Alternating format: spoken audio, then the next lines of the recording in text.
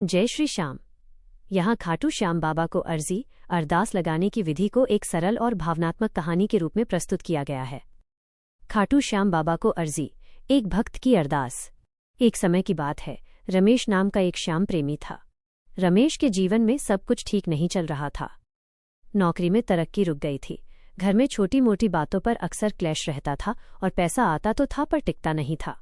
रमेश को लगता था जैसे उसके जीवन में हारे का सहारा बनने वाला कोई नहीं है। एक दिन उसने अपने दोस्त से खाटू श्याम बाबा की महिमा सुनी कि बाबा अपने भक्तों की हर अर्जी सुनते हैं और उनकी दिक्कतें दूर करते हैं। रमेश ने निश्चय किया कि वह भी बाबा को अपनी अरदास लगाएगा। 1. संकल्प और शुद्धि। सबसे पहले रमेश ने अपने मन में संकल्प लिया। उसने अगले दिन सुबह अच्छे से स्नान किया और साफ सुथरे कपड़े पहने। वो अपने घर के छोटे से मंदिर के सामने शांत मन से बैठ गया। उसने आंखें बंद की और बाबा श्याम का नाम लिया। जय श्री श्याम, हारे के सहारे की जय। 2. अर्जी का सामान।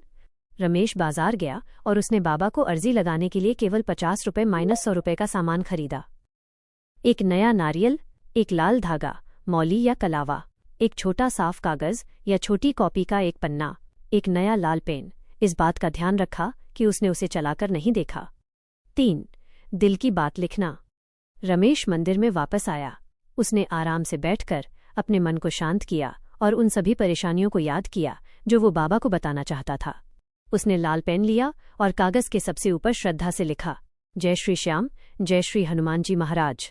इसके बाद उसने बिना किसी कटिंग या गलती के अपनी सारी दिक्कतें लिखनी शुरू कर दी। नौकरी की समस्या, घर के क्लेश, पैसे न टिकना और मानसिक शांति न मिलना।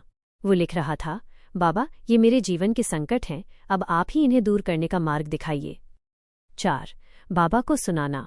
जब अर्जी पूरी हो गई तो रमेश ने कागज को फोल्ड नहीं किया। उसने उस अर्जी को ठीक वैसे ही पढ़कर बाबा को सुनाया जैसे वो किसी अपने प्रिय व्यक्ति को अपनी समस्या बता रहा हो। उसने बाबा से विनती की, बाबा मैंने अपनी सारी व्यथा लिख दी है, आप ही मेरे संकटों को दूर करो। 5. अर्जी बांधना और सौंपना। पढ़ने के बाद रमेश ने कागज को सावधानी से फोल्ड किया। अपनी श्रद्धा के अनुसार उसने 21 रुपये भेंट स्वरूप उसमें रखे। फिर उसने इस अर्जी को नारियल के साथ लाल मौली से कसकर बांध दिया। ये नारियल अब उसकी खाटू श्याम अर्जी था।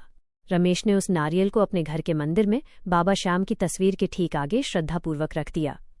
उसने बाबा को प्रणाम किया और विश्वास के साथ बोला, बाबा अब ये अर्जी आपके चरणों में है, मेरा काम आप संभालिए। यदि आप खाटू धाम जा सकते हैं तो आप ये अर्जी मंदिर के पुजारी जी को सौंपकर भी बाबा को अर्पित कर सकते हैं। 6. फल। रमेश ने जाना कि बाबा को अरदास लगाने के लिए किसी खास दिन की जरूरत नहीं होती, वे हर पल सुनते हैं। फिर भी यदि वो अर्जी एकादशी या पूर्णिमा को लगाई जाए तो अति उत्तम होता है। इस तरह रमेश ने अपने घर बैठे ही बाबा श्याम को अपनी अर्जी लगा दी। उसे तुरंत कोई चमत्कार महसूस नहीं हुआ, पर एक गहन शांति मिली। उसे लगा कि अब वो अकेला नहीं है, उसके जीवन की डोर हारे के सहारे बाबा श्याम ने थाम ली है। जय श्री श्याम।